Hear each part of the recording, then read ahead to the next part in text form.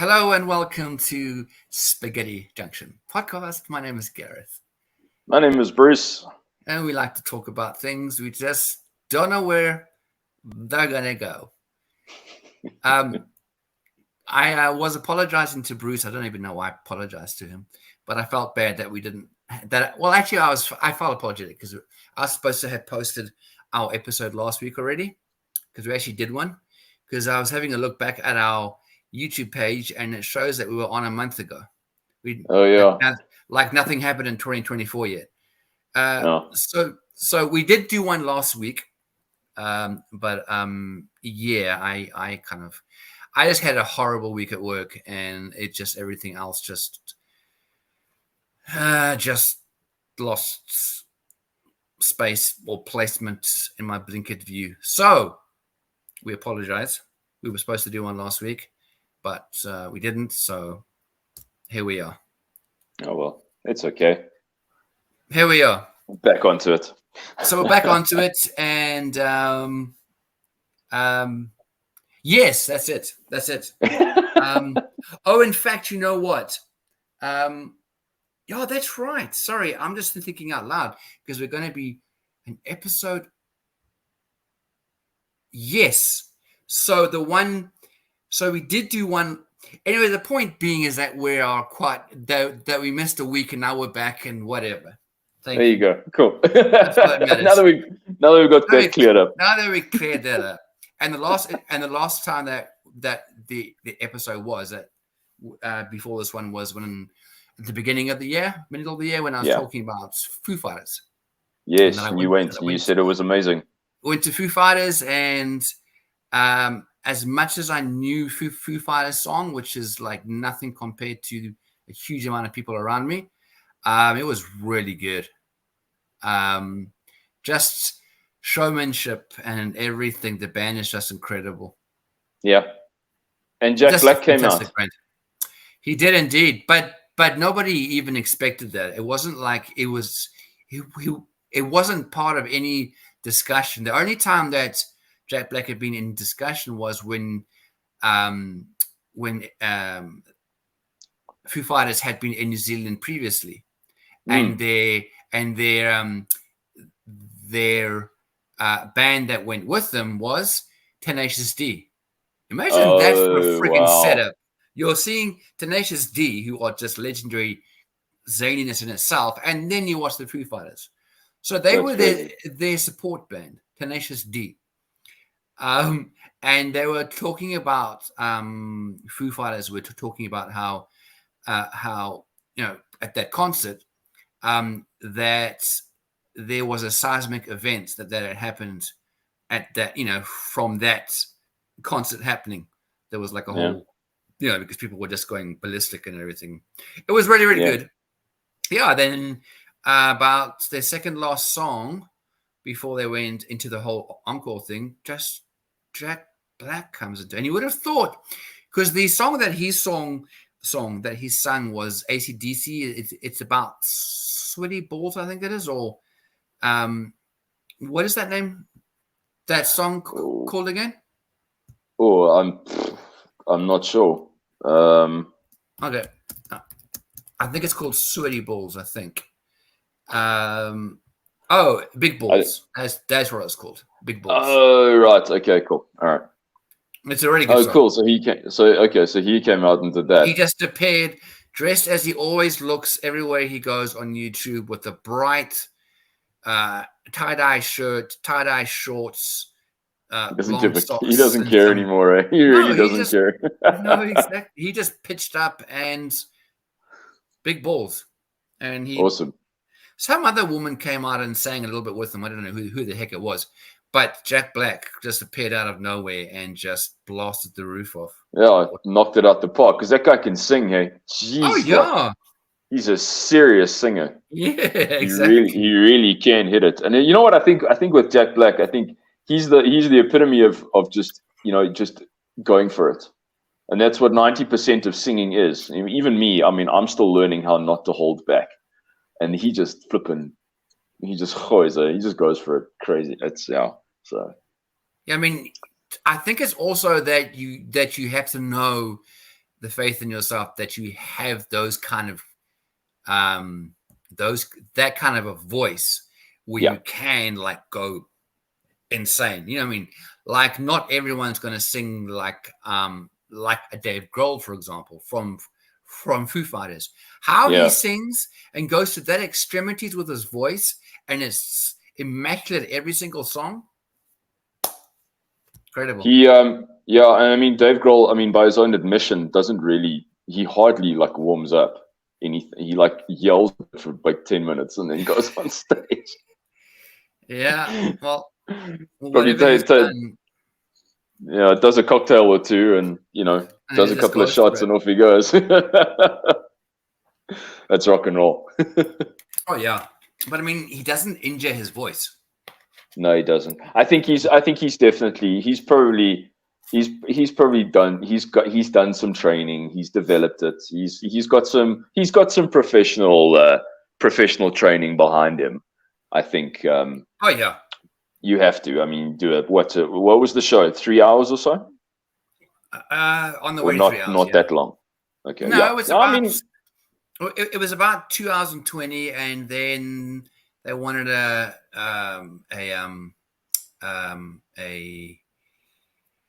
on-call, blah blah blah blah, and that's when I left. To catch the bus and stuff. But I heard that they went on for at least another 4 songs. It's one of the only bands who will come back and like chunk out another 4 songs. Yeah. When they came here, it was a 3-hour show. Crazy, yeah. You don't get a lot of concerts like that would be for that long. No. That's like original old school rock, man. Yeah. Anyways, so it was right. it was really all right. That's like Bruce saying, all right, stop talking. We want to start doing a conversation. It was so obvious. All right. Sorry. No, don't be sorry. No, I've always sucked at segues into the topic. We know this about Bruce. All right. No, but it's actually good because we could keep on talking. That's not really going to be. We can. We can. Anybody who doesn't really like music. So I mean, we talked for about half an hour before we started recording. So I mean, exactly. It was still going. Yeah, exactly. Okay. Without further ado, cool. Let's get into it. Let's get into it, Bruce. So what are we doing? So we're chatting about this whole question of actors in sort of Hollywood and mainstream who are sort of, well, you could say outspoken, but sort of professing their Christian faith within the mainstream, within Hollywood, within series and stuff. Not really sort of on the Christian outskirts, if you like, but sort of the actors and actresses who are in the thick of things with regards to commercial series and movies, because of basically this whole thing started because of Alan Ritchson and he is a Bible believing. So Alan Ritchson is the actor who plays Reacher in the series. He plays Jack Reacher in the series Reacher. Season 2 has just dropped. I'm very sad that I still haven't seen it, but the first season was amazing. And a hell of a nice guy, and he is a professing Christian, and he kind of caught some backlash from Christians, and people are questioning why. Should he? Christians. Some Christians, yes. Did I say just Christians in? Sorry, I didn't mean to generalize. It's fine. It's just not all Christians are. No, definitely not. So he's because he's professing Christian, but now he plays this character, Jack Reacher, who's this big sort of badass, violent character. He is a good guy, obviously, and he solves problems with his fists, which a lot of us kind of like watching, I don't know about you, but I enjoy that stuff. So he's he sort of went on YouTube and did a bit of a little video talking about that, which I thought was a pretty cool video as well.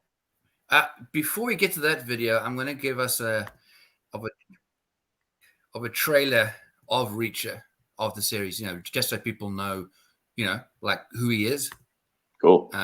Otherwise, we might. So yes, we will go to that video. But I thought that like right now, I thought, you know what, it might actually be good, just to get people's just so people can see what the series actually is. Good idea. Yeah, just so you can get a better understanding of it. You boys know what's about to happen to you. You leave now.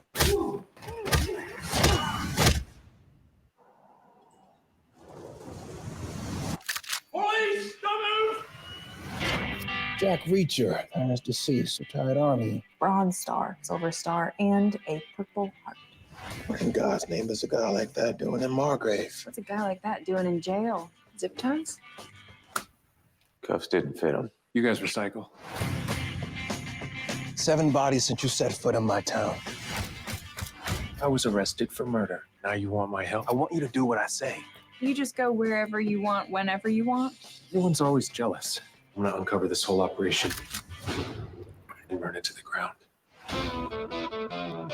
You boys know what's about to happen to you. You leave now. Don't go getting yourself arrested for murder. Shooter was someone who knows firearms well. Lightning. Bullets were 95 grain. That's subsonic. This wasn't a first timer. These people are connected and stone cold killers. So be smart. Don't break the law. And promise me you won't end up in another holding cell. No. Looking for payback? Payback, justice, vengeance. Looking for the whole gang. You're gonna kill a whole lot of people, aren't you? Already started. You're about to get your ass kicked. No, I'm just gonna break the hands of 3 drunk kids. There's 4 of us. One of you's got to drive to the hospital.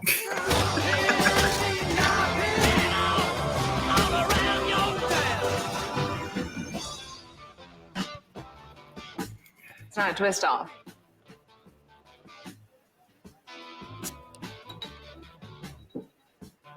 Show off.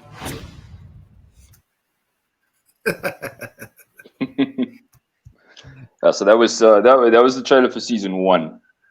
That's correct. Yeah, that was great. I loved it. Oh no, it's a great show. I think. Mm. I think it's I enjoy it. Dude, that guy is built, man. Like him, the series or not, he's friggin' done the right workout system. That's for sure. So let's put it into perspective. For that season, he was 205 pounds. What's that in kilograms, Chris? I don't know. Because pounds have been absolutely squat to me. I know. And to most of the world. And so he put on, and he put on another 30 pounds for the new season. So he's even, and you can see he's bigger. He's I'm gonna do that's crazy. Pounds to kilograms, and then I'll go, wow. Okay, what did you say he was? He was 205 pounds for the first season. That's only 92 Ks. How's that possible? 92 kilograms. Yeah, not for his size. Never. Well, he weighs more than I weigh more than 92.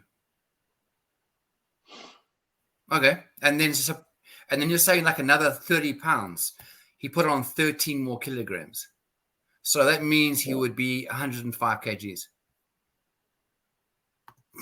Yeah. It always sounds more impressive. It always sounds more impressive in pounds. Like, it's like, yeah. Anyways, he's still a big boy. Either way, he's still. So yeah. So the whole thing came up also when I sent you the video. I sent you a video of him reacting to to some Christians basically hating on him because they felt that the role that he was doing were not Christian. They weren't godly, and and that he wasn't showing his Christianity well in the way that he acted. That was pretty much their whoever they were, their view was that he was just, in other words, he was just being unchristian. He wasn't giving God glory by beating up people and if that sounds right, Bruce, am I right on that one? Yeah, I think so. They're sort of questioning whether a Christian should play such a violent character. There's also a scene. There's sort of a love scene, if you like, in the shower. Him and the actress are both naked, that kind of thing, and people are like, no, they definitely were. Yeah, it's very obvious. Yeah, so. And so then they're like, okay, should a Christian actor be okay with playing those types of scenes, kind of thing?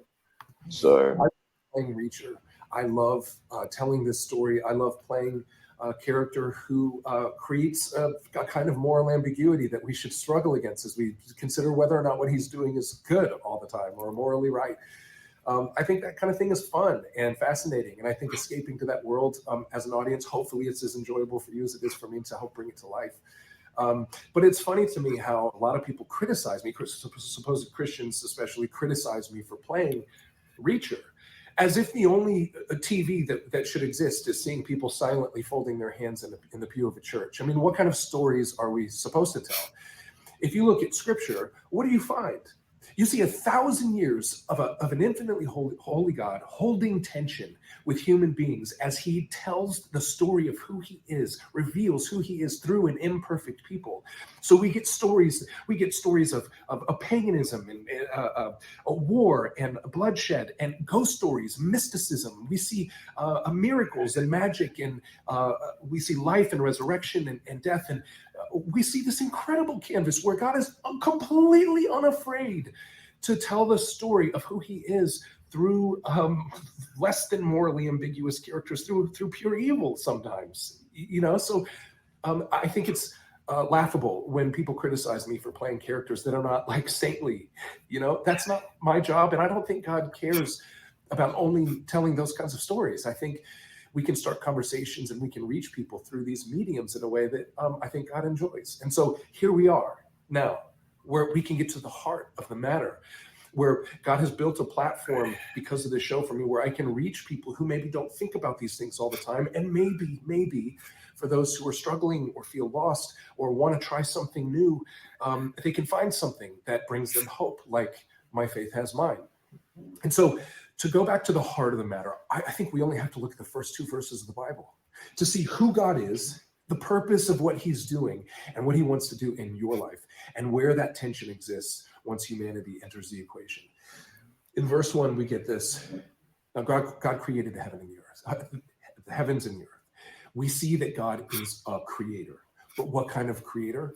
We go to verse 2 to find out. It says, now the earth was formless and empty. Darkness was over the surface of the deep, and the Spirit of God was hovering over the waters representing chaos. The earth formless and empty. The Hebrew word for formless and empty is tovu vavohu. It means wild and waste. There was nothing but wild and waste in the beginning. We sort of skip over the Big Bang and we've got the planets forming and coalescing, but it's wild and waste. There's no good there yet. There's nothing usable. It's empty. And God's Spirit is hovering over the waters. And out of that, he creates a garden that is enviable among angels and man, the Garden of Eden. He creates humanity. He begins this saga that is epic, an epic saga of love out of the wild and the waste. And I think that is exactly what God intended in the first 2 verses of the Bible to be revealed, that he is a good creator, and that out of the wild, the waste, and the empty of your life, he can create a garden if you let him. But the difficulty is the fact that when God wills himself over creation and says, out of this wild and waste, just with my breath, I will animate goodness and gardens and sunsets and sunrises and humanity that will learn slowly how to love each other. When it comes to people, he's a little standoffish because he doesn't want to breach free will, because he wants to respect the fact and see what you do with this opportunity to invite the spirit in that hovers over you, or to try to do it on your own and stay in the wild and the waste and be the king and Lord over the emptiness. Would you rather be the king and the God of the emptiness and the wild and the waste, or would you rather participate under one who is the infinite, holy, good creator of all, in his garden, participate in that garden? That is the question that we face in the first 2 verses of the Bible. That is the heart of the matter. And when we are distracted with other questions of like, can you possibly be a Christian and play a character like Reacher? We're missing that moment, that confrontation that God is waiting for in all of our lives. And for some of us, it comes sooner than others. I hope if you haven't confronted that question yet, that this conversation helps bring you to it sooner. Do you want to be the God of emptiness, wild, and waste? Or do you want to be a servant in a garden?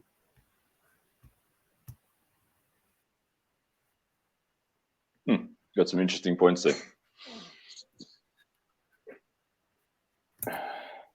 Yeah. So I mean, I think he brings up some good stuff. He does. And I think one of the the main things that made me think was how he was speaking about before the world was made. It was it was just what did it say, wild. I can't remember with the wild and waste or something like that, but wild as in it made me think it's like it's like the world and and like how God has made us to be isn't always like gentle giants, in the sense of, let me rephrase that, there is noise and there's quiet. I feel that God makes them both, and that's why I think movies are always great, because there is that constant,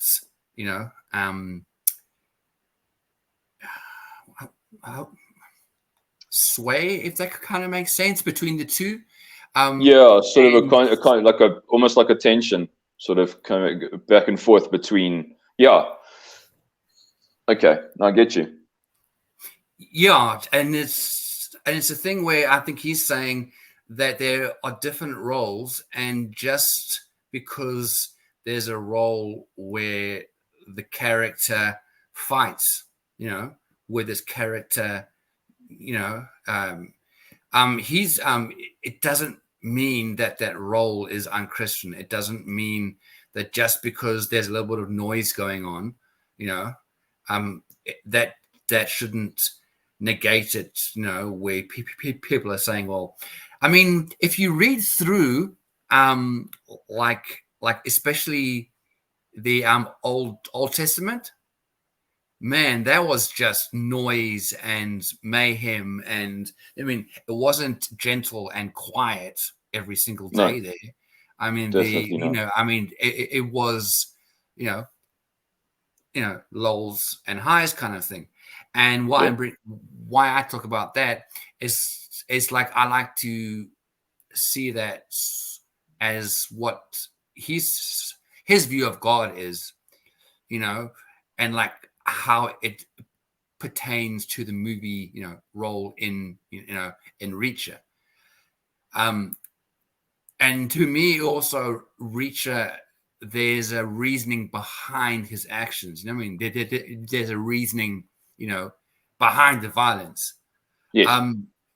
He's not just this horrible sadistic person who goes and beats the crap out of random people. You know, No, he's not. His role is partly as a savior.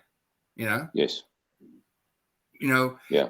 And like where he goes and assists and helps, and part of the role and part of his, you know, or Reacher, you know, part of the way that he gets things done, you know, is with a little bit of a biff bang smack kind of thing. Yeah. You know, and that's just who he is, you know. Yes. And sometimes, and what I was going to say, while I was just going over this more and more, which we already know, it's just a movie. It's not real life. He doesn't go around in life. If he went around life beating up people and going to prison and causing all that shit, absolutely. Well, you know, you really need to look into it. It's fictitious, you know. So anyways, I have a lot more thoughts, but I kind of started off trying to work out where I was going, but I think I came to irrelevant points. Carry on with that. So my thoughts have been on this. Like, look, acting is a job. You know, some people are really good at this and they make a very good living out of it. And if you're an actor and you want to be sort of, if you want to be working consistently or whatever, it's going to be important that you're in the sort of the mainstream, you know. And if you're I think, and you can definitely do that as a Christian. It's like being a Christian musician. It's like the one thing is that if you're an actor, you're kind of on a world stage. You're not a Christian plumber that not many people see. You know, you're a Christian actor that is then in the limelight. Yeah, sure. And so yeah, I think, and then yeah, I think as a Christian, it's cool to do that. And if you can be in, you know, a really big series like Alan Ritchson or someone like Chris Pratt who does the Marvel movies or whatever, it's awesome. But you probably will, if you do have a solid walking relationship with God, you're probably going to have to make some decisions about what you feel right about doing on screen and what you don't. Sure. And I think, and that is because you do sort of have to understand, you kind of have that kind of responsibility, because if you're on a platform, if you're on a stage saying I am a Christian and you're a famous actor, if you go and do something that's sort of maybe morally against that on screen, in some ways, you know, that'll bring things into question. So you've got to kind of watch out for that. Yeah, I think it's pretty much a good example is you wouldn't like Chris Pratt or this. What's the guy's actor's name again? Alan Ritchson. Alan Ritchson. You wouldn't see them doing Wolf of Wall Street 2, you know, because I mean that's just debauchery every 2 seconds on screen.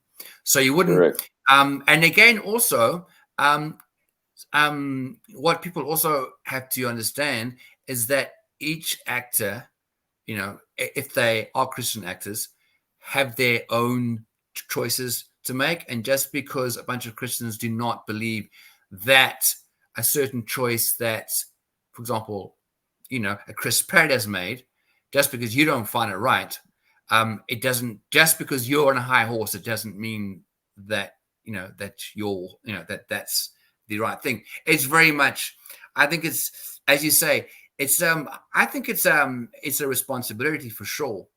You know, it's a responsibility, as you say, because I mean, you know, people know who you are.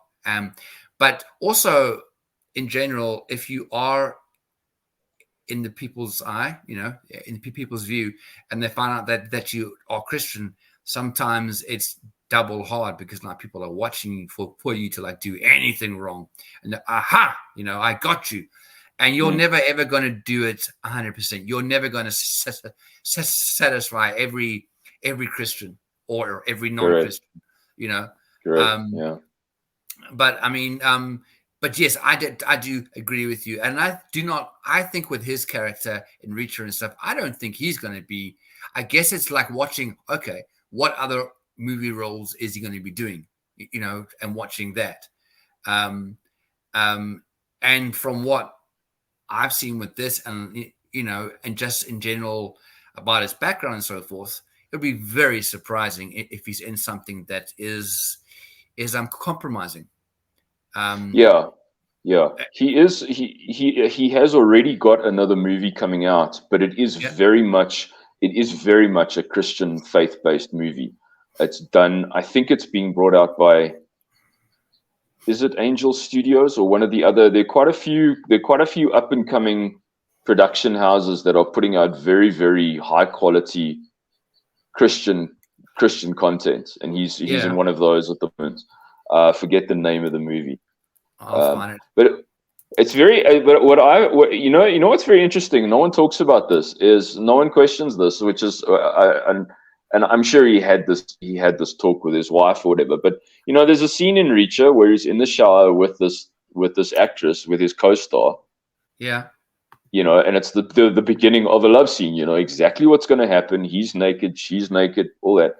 Now, Alan Ritchson in real life is a married guy. He's married father. You know, I think he's definitely got at least 2 kids. I'm not too sure, but you know, now obviously that scene obviously needed to be a discussion between him and his wife, and he's like, you know, they obviously came to an agreement where otherwise I don't think his wife would have been cool with it if they hadn't had that discussion. And obviously it was in the series, so he would have brought the script to her and said, listen, this is what's going to happen, let's have a discussion about this. But I can guarantee that they weren't both 100% naked. Like there's never they always, not always, the majority of that kind of a scene, they're not completely 100% naked. They're wearing a sock. Well, yeah. Like so what I'm saying is that, which that doesn't justify it or not. I'm just saying that it wouldn't have been 100% naked. It's very much how they film it and the angles they film it at, and they leave the rest to the viewer's thoughts. Yeah. But they definitely were not 100% naked. Yeah. Because I don't think he would have gone that. I don't think he would have gone that far, especially with them knowing, you know, his views and so forth. Yeah. Well, anyway, you know, that's. But the point is valid, though. Yes, you would have at least sat down with the wife, say, "Hey, this is going to be happening. It's going to look like this for sure." Yeah. And she was obviously okay with it because it's in the series. So. So I found the trailer for that movie you were talking about, and it's with Hilary Swank as well. So I don't even know how I missed this. Yeah. Don't even know how I missed this one, but let's give it a watch and do some feedback after it. My name is Sharon, and I'm an alcoholic with a splitting headache.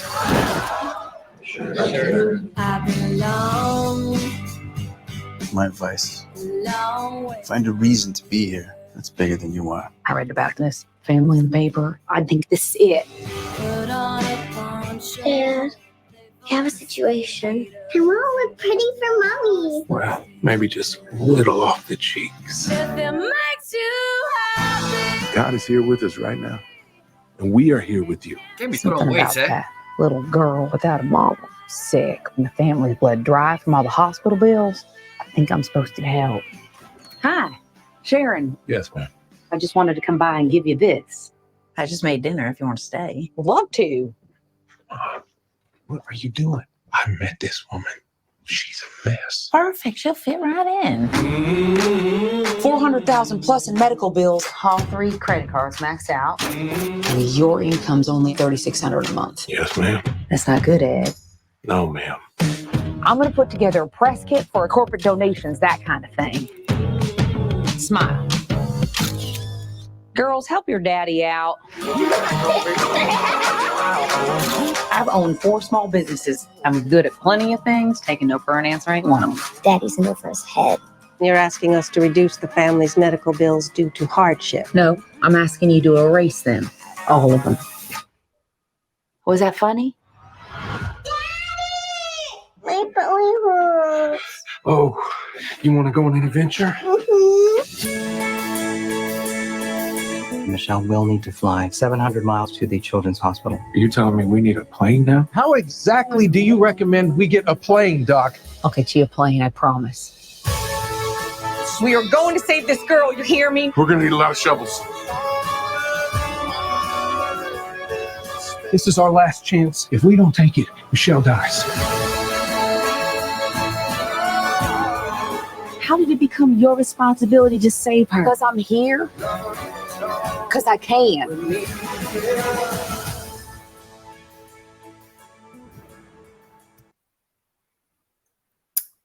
There we are. Okay. I don't think I've actually ever watched the full trailer. So it looks pretty cool. We'll have to you have. give that a watch sometime. Yeah. So our time is actually winding down. We can still discuss Chris Pratt, but I guess I don't think we can time wise. But I guess it kind of brings across, and I really won't have enough time to really get into it. But unfortunately, Christian movies for a long time, and it looks like they are getting better. But Christian movies for quite a long time, agree with me or don't agree with me, they are not as good as the majority of Hollywood A-tier movies. And it's not it's just a basic fact. It's not a it's like you can put, it's like very much like a lot of Christian music, not all, so people don't hate, but a portion of Christian music. You can listen to it and you can tell, okay, not everybody can tell, but I think you and me can tell, and you can pick up that it's Christian music, Christian movies as well. Unfortunately, and it does look like things are getting better. Unfortunately, the scripts aren't always that good. The filming quality is not always that good. The actors in general, as good as they are for that level, are not as good as the actors in Hollywood movies. So it's very easy to tell it's a Christian movie. Correct. It's very easy to tell it's a faith-based movie. And obviously the message is very yes, this is Christian, like it or don't, which is cool. Yeah. But what I'm seeing, for example, with like this trailer, it does have bigger names in it. It looks like it's really well filmed, and I think it's getting to a point where, and it's not to say that all Christian movies are bad. No, they're in their lane. They're really good at what they do, and they do really well because of the Christian audiences and so forth. Yeah. But it'd be good where there's a movie that comes out that shakes up both sides, Christian and not Christian. For example, that movie, that was that one about the children trafficking and yes, Sound of Freedom. Sound of Freedom was one of the first, not first, but one of the smaller bag of movies that actually went out and punched above its weight and actually did really, really well. And for this movie, it looks, I can see that it's not your normal Hollywood kind of movie, but it does come across as it's something that will probably be watched by a lot of people that aren't just Christian viewers, if that makes sense. Yeah. So Sound of Freedom, I think I mentioned this before, it was released by Angel Studios, and if you go on their YouTube channel, you watch some of the trailers of some of the other stuff that they have done, the production quality is very high.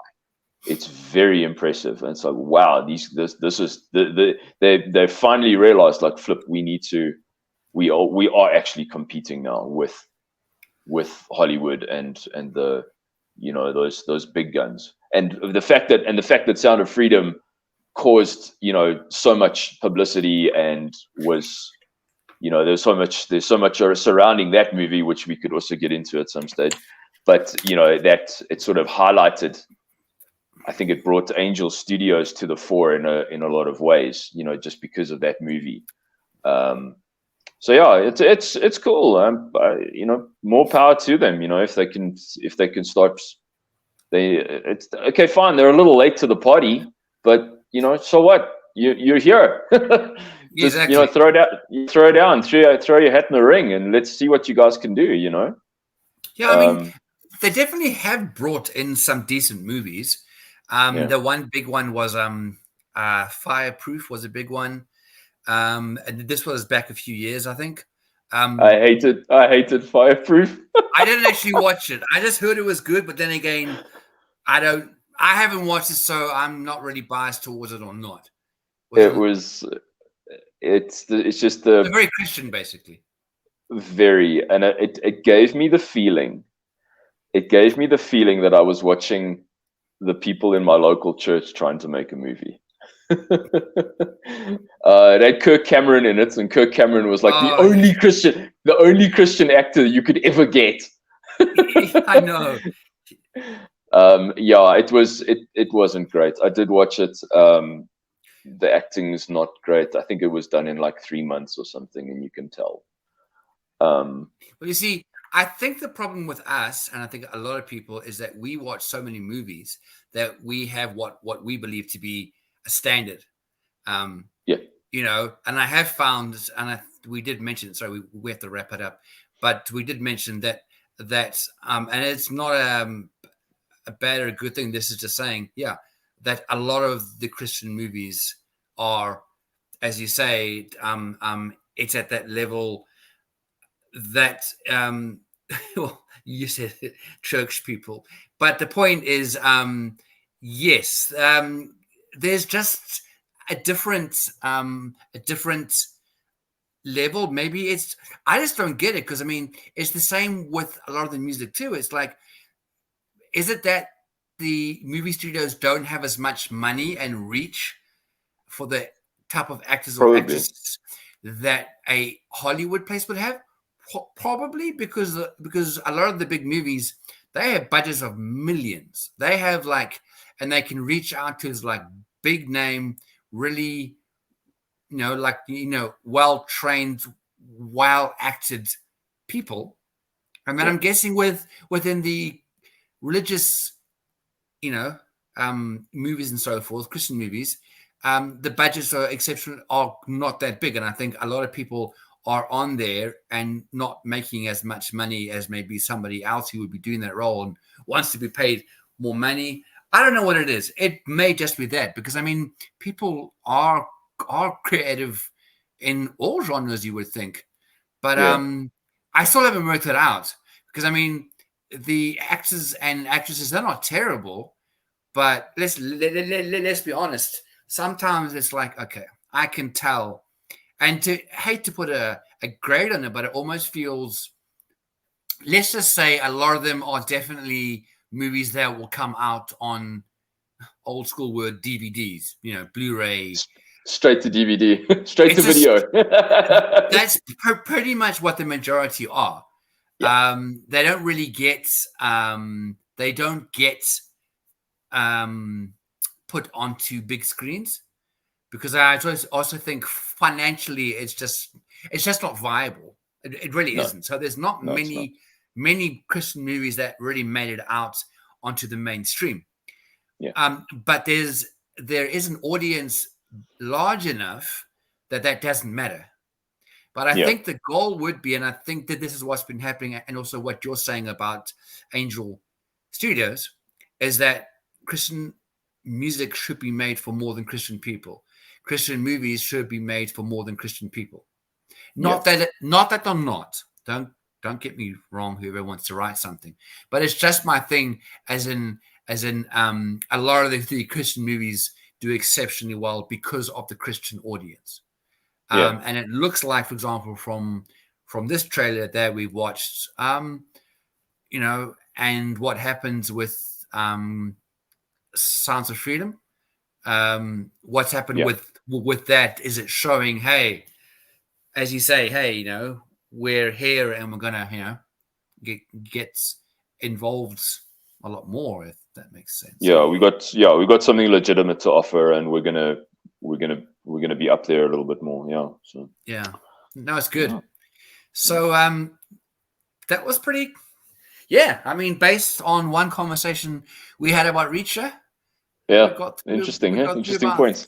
35 minutes roughly, and I was gonna do something about Chris Pratt, but I won't. But if you guys do want to find out more about, you know, Chris Pratt and stuff, have a look on. He did a speech for an award given to him on the MTV Music and Video Awards, and within it, he spoke about God just like straight up. And oh, you know what? Actually, I do have a shorter version of it, so I'll actually end on that because it's actually it's really, really powerful because he stands up for what he believes and he's not scared of doing it. And I found so on that one. Do you want to roll this out and then I'll throw out this the Chris Pratt one. Cool. All right, guys. Thank you very much. This has been the Spaghetti Junction podcast. My name has been Bruce. Hello, Bruce. And his name has been Gareth. Hello, Gareth. Like, comment, subscribe, share, all that cool stuff. Engage with us, and we will see you guys in the next one. See you guys later. Bye. See you guys. Bye. God is real. God loves you. God wants the best for you. Believe that. I do. Learn to pray. It's easy, and it's so good for your soul. And finally, nobody is perfect. People are going to tell you you're perfect just the way you are. You're not. You are imperfect. You always will be. But there is a powerful force that designed you that way. And if you're willing to accept that, you will have grace. And grace is a gift. And like the freedom that we enjoy in this country, that grace was paid for with somebody else's blood. Do not forget it. Don't take it for granted. God bless you. Please get home safely. Thank you. You and I will only ever have a platform in this life for one purpose, and it's to point people to Jesus. If you agree, type